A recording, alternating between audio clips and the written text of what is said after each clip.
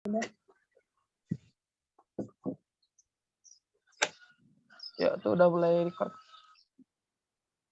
Bismillahirrahmanirrahim. Assalamualaikum warahmatullahi wabarakatuh. Waalaikumsalam warahmatullahi wabarakatuh. Perkenalkan kami dari kelompok 9 yang insya Allah pada kesempatan kali ini akan menampilkan atau memaparkan presentasi mengenai materialitas dan resiko audit. Yang mana saya sendiri, Risti Putri Rahayu, sebagai pemandu presentasi, lalu kemudian ada Muhammad Gufalen, dan juga Nur Siti Ningrum sebagai pemateri juga. Baik, untuk mempersingkat waktu, saya persilahkan kepada Muhammad Gofalen untuk memaparkan materi pertama. Materialitas dan risiko audit. Definisi materialitas. Materialitas adalah besarnya nilai yang dihilangkan atau salah saji informasi akuntansi yang dilihat dari keadaannya melingkupinya dapat mengakibatkan perubahan atau pengaruh terhadap pertimbangan orang yang meletakkan kepercayaan terhadap informasi tersebut karena adanya penghilangan atau salah saji tersebut. Jenis-jenis materialitas. 1. Materialitas pada tingkat laporan keuangan. 2. Materialitas pada tingkat saldo akun. Materialitas pada tingkat laporan keuangan. Auditor menggunakan dua cara dalam menerapkan materialitas. Pertama, auditor menggunakan materialitas dalam perencanaan audit, dan kedua, pada saat mengevaluasi bukti audit dalam pelaksanaan audit.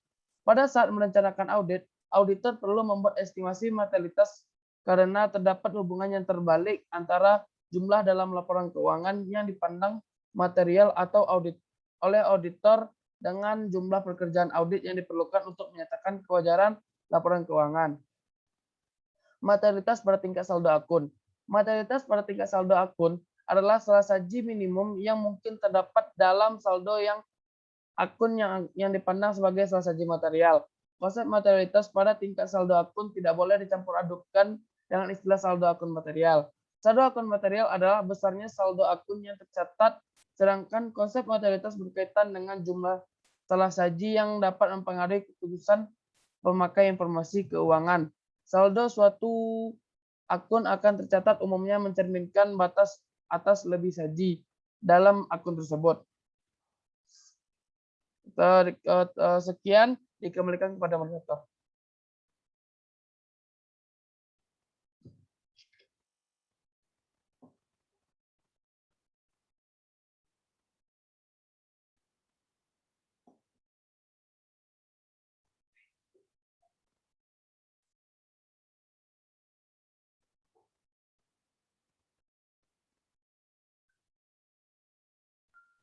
Gimana Gofalen, udah? Udah. Baik, selanjutnya yaitu materi yang akan disampaikan oleh Nur Siti Ningrum. Waktu dan tempat saya persilahkan. Baik, terima kasih kepada moderator. Selanjutnya, materi mengenai tujuan materialitas. Menurut Iriadi dan Paniwati, tujuan dari penerapan materialitas adalah untuk membantu auditor merencanakan bulan dan informasi keuangan seharusnya dikomunikasikan dalam laporan akuntansi. Ini informasi yang material yang seharusnya. Next.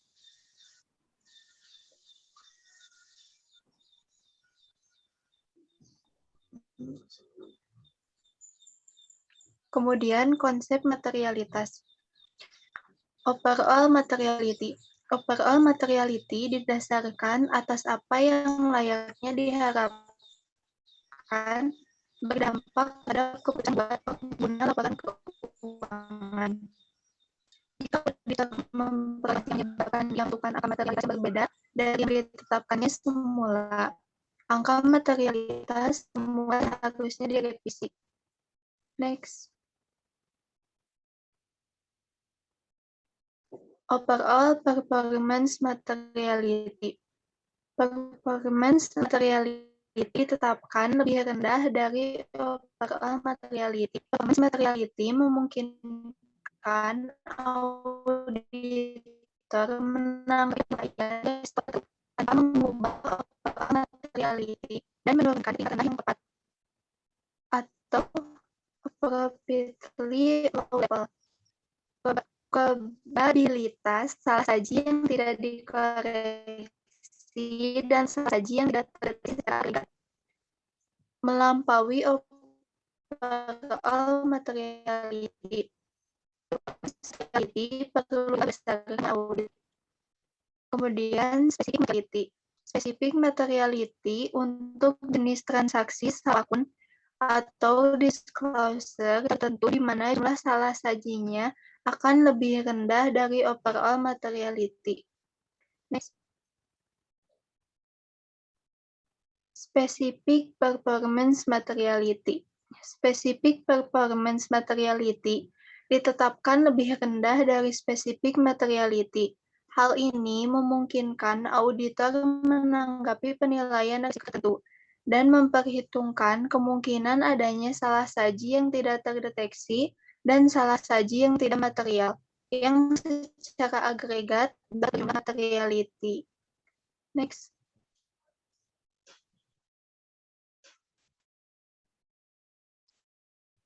Definisi risiko audit. Risiko audit atau audit risk adalah kesalahan yang terjadi atas laporan keuangan yang mengandung salah saji material dan terjadi tanpa disadari oleh auditor atau kesalahan auditor dalam memberikan opini audit. Disinilah peran auditor dibutuhkan dalam mendeteksi penyebab terjadinya saji material tersebut serta mampu meminimalisasi risiko yang terjadi. Next. Kemudian jenis-jenis risiko audit ada 4. Yang pertama risiko inherent, yang kedua risiko pengendalian, yang ketiga risiko deteksi, dan yang keempat plan detection risk. Demikian materi yang dapat saya sampaikan. Selanjutnya saya kembalikan kepada moderator. Sebelumnya terdengar jelas? Terdengar. Oke. Nanti dikasih tahu aja kalau nggak jelas.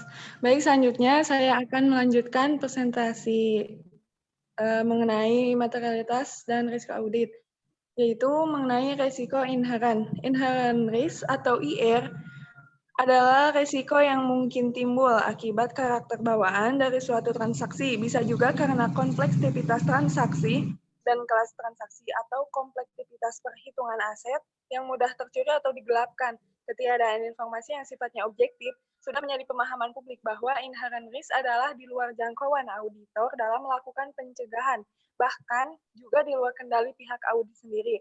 Jadi dengan kata lain, auditor hanya bisa menemukan tetapi tidak bisa untuk melakukan apa-apa.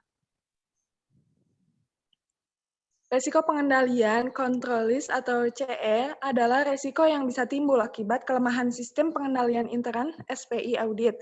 Tak tahu karena desainnya yang lemah atau pelaksanaannya yang tidak sesuai dengan desain tools. Tidak mampu mencegah potensi salah saji bersifat material dan atau penggelapan fraud. Jadi, CR tidak bisa dikendalikan oleh auditor, akan tetapi bisa dikendalikan oleh audit jika mereka mau.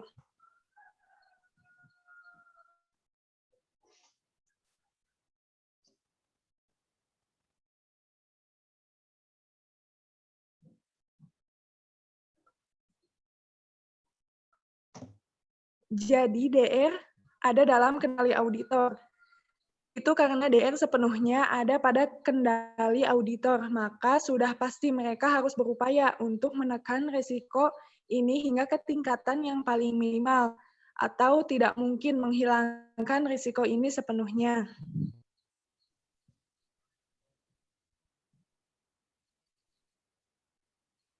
Planet detection risk, risiko penemuan yang direncanakan, adalah risiko bahwa bukti yang dikumpulkan dalam segmen gagal menemukan kekeliruan yang melampaui jumlah yang dapat ditolerir.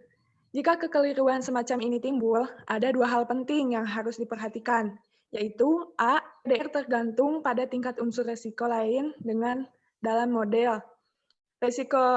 Jadi risiko penemuan yang direncanakan hanya akan berubah jika auditor mengubah salah satu unsur lainnya.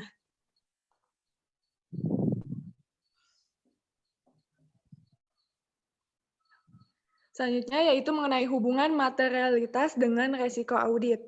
FABS mendefinisikan materialitas sebagai besarnya nilai penghapusan atau kesalahan penyajian informasi yang hubungan dengan situasi melingkupnya, sehingga dapat mengakibatkan perubahan atau mempengaruhi pertimbangan pihak yang menaruh kepercayaan atas informasi tersebut. Karena adanya penghapusan atau salah saji yang dilakukan, materialitas kemudian menjadi salah satu faktor yang berpengaruh terhadap pertimbangan auditor tentang kecukupan bukti audit yang ia butuhkan. Kecukupan bukti audit tersebut akan sangat mempengaruhi besarnya potensi kesalahan dalam membuat kesimpulan atas penyajian laporan audit. Potensi kesalahan tersebutlah yang digambarkan sebagai resiko audit. Resiko audit itu sendiri merupakan resiko bahwa auditor mungkin tanpa sengaja telah gagal untuk memodifikasi pendapat secara tepat mengenai laporan keuangan yang mengandung salah saji material. Mungkin materi yang dapat kami sampaikan dicukupkan sekian. Terima kasih kepada teman-teman yang sudah berpartisipasi untuk mendengarkan. Semoga ada manfaatnya. Saya tutup dengan bacaan hamdalah. Alhamdulillahirrahmanirrahim. Wassalamualaikum warahmatullahi wabarakatuh. Waalaikumsalam.